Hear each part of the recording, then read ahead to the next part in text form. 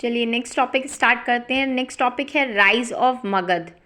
तो ये मैंने आपको लास्ट में बता ही दिया था कि महाजनपद में लास्ट जो 4 महाजनपद बचे हुए थे, जो कोसाला, अवंती, मगध, वत्स थे, तो उसमें से लास्ट में इन सब से पॉलिटिकल बैटल हुआ आपस में, और उसके बाद जो फॉट करके, जो आपस में फाइट करके जो जीता वो मगध था। ठीक है, तो मगध एक महाजनपद के तौर पे इमर्ज हुआ था। तो अब उसके आगे की स्टोरी जान लेते हैं। मगध जो था एक most powerful and prosperous kingdom था। रीज़न क्या क्या था उसके पावरफुल और प्रॉस्पेरस किंगडम होने का? एक ही जोग्राफिकल और स्ट्रैटेजिक एडवांटेज उसको थी। ठीक है, और उसके बाद दूसरा था पावरफुल, और वहाँ के पावरफुल और एबल रूलर बहुत अच्छे थे, पावरफुल थे। तो जोग्राफिकल और स्ट्रैटेजिकल एडवांटेज क्या क्या थी वो पढ़ लेते हैं।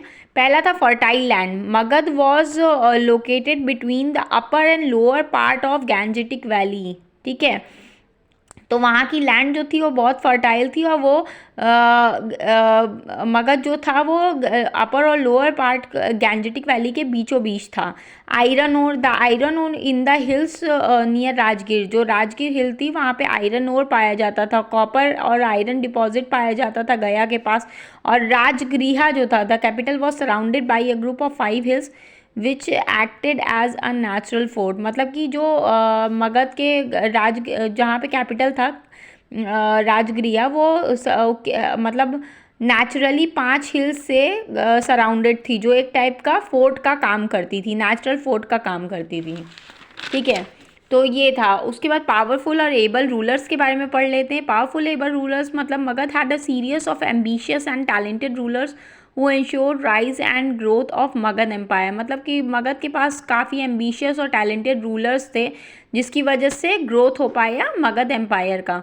तो फाउंडर कौन थे उसके? बृहद्रथ, ठीक, जिनके नाम ऋग्वेद में भी दिया गया है, और इन्होंने बृहद्रथ डायनेस्टी स्टार्ट की।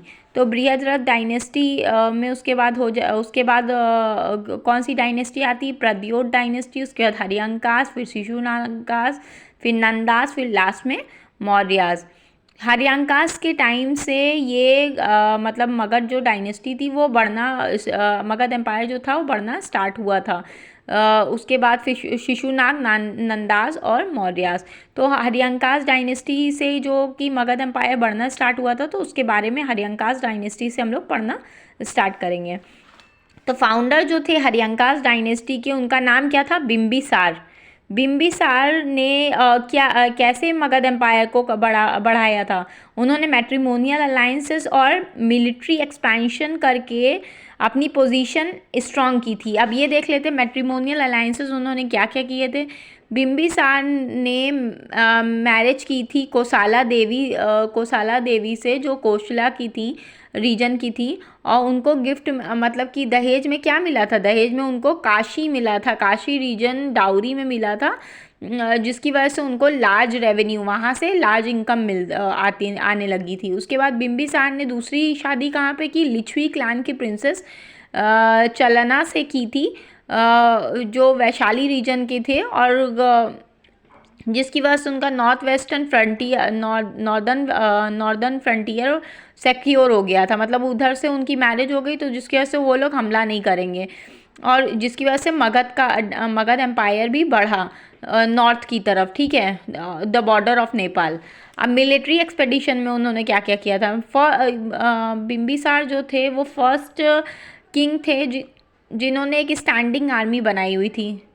मगर जैसे बाकी किंग्स के पास जो आर्मी थी वो मतलब कि एट अ टाइम जब युद्ध होता था, तब उस टाइम वो लोग बाकी नॉर्मल टाइम तो खेती बाड़ी करते रहते थे, अपने बाकी कामों में व्यस्त रहते थे, और जब मतलब युद्ध का टाइम होता था तब वो किंग को हेल्प करते थे। मगर एक बिम्बिसार जो थे हरियंकास डायनेस्टी के, उन्हें उनकी अपनी एक full time 365 days 24/7 time into 7 hours standing army थी। बिम्बिसार ने डिफीट किया था अंगा किंग ब्रह्मदत्त को। As Bimbisara father was defeat Bimbisara ने डिफीट किया अंगा किंग ब्रह्मदत्त, क्योंकि बिम्बिसार के फादर को डिफीट किया था अंगा किंग ने, तो उसने रिवेंज लिया और डिफीट किया। ठीक है, फिर बिम्बिसार का रूल कब तक था? 544 BC से लेके 492 BC तक था। वाह। अब इसके आगे देखते हैं। Bimbisara was a contemporary of both Vardhamana Mahavira and Gautama, मतलब वो दोनों को मानते थे, जैनिज़्म और बुद्धिज़्म दोनों। बिम्बिसार 544 BC से 492 BC तक उनका, इससे आगे भी जिंदा वो रहते, मगर उनका जो चलेना का जो बेटा था अजातशत्रु, उसने उस बिम्बिसार को मार दिया और अपना थ्रोन हासिल कर लिया। तो अजातशत्रु टाइम पीरियड क्या था? 492 BC से लेके 460 BC तक। तो ये तो मैंने आपको बता ही दिया कि बिम्बिसार और भी जिंदा रहते। अब जब ये अजातशत्रु ने बिम्बिसार को मार दिया तो कोशाला देवी इनकी फर्स्ट वाइफ थी और चलेना सेकेंड वाइफ थी। तो कोशाला देवी ने अपने भाई प्रसन्नजीत से बोल के कहा कि जो आपने काशी दिया था बिम्बिसार को दहेज में, अब तो उनकी डेथ हो गई है, तो आप ये वापस ले लो, ठीक है। और क्योंकि अभी रूल कौन कर रहा था? अजातशत्रु, चलेना का बेटा रूल कर रहा था। तो प्रसन्नजीत ने क्या हुआ, प्रसन्नजीत ने उसे वापस लेने की कोशिश की, जिसकी वजह से अजातशत्रु ने उन्हें हरा दिया। और प्रसन्नजीत ने फिर क्या किया? प्रसन्नजीत ने अपनी बेटी की शादी, जिसका नाम वजीरा था, उसकी शादी अजातशत्रु से कर दी। अजातशत्रु ने डिफीट कर दिया वैशाली। अजातशत्रु ने फिर वैशाली में डिफीट किया बैटल में, और वैशाली को भी इन्वेड कर लिया, ठीक है। मगध एम्पायर उसके बाद बहुत लार्ज एम्पायर हो गया था, क्योंकि उसने काशी और वैशाली को इन्वेड करके अपने में ऐड कर लिया था, ठीक है। अजातशत्रु का मैंने टाइम पीरियड तो आपको बता ही दिया है, 492 BC से लेके 460 BC तक।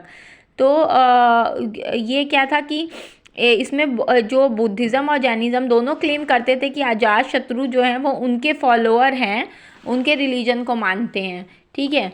अब इसमें क्या हुआ? अजातशत्रु का टाइम पीरियड 492 BC से लेके 460 BC तक था। अब इन्होंने अपने बाप को मारा है, तो उदयन जो था इनका अजातशत्रु का बेटा, उसने अजातशत्रु को मार करके फिर रूल स्टार्ट कर दिया। इसका रूलिंग टाइम कितना तक, कब तक चला? 460 BC से लेके 444 BC तक।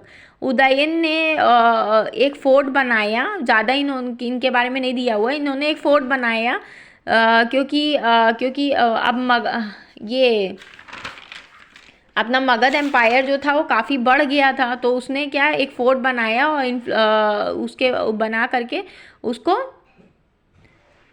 पाटलीग्राम, जिसको पाटलिपुत्र भी कहा जाता है, वहाँ शिफ्ट कर दिया। बस यही था। और उसके बाद नेक्स्ट है हरियंकास। तो मैं आपको हरियंकास से रिलेटेड नेक्स्ट वीडियो में बताऊंगी। अगर आपको वीडियो पसंद आई हो तो प्लीज़ इसे लाइक कर देना, शेयर कर देना और सब्सक्राइब कर लेना मेरे चैनल को। Thank you.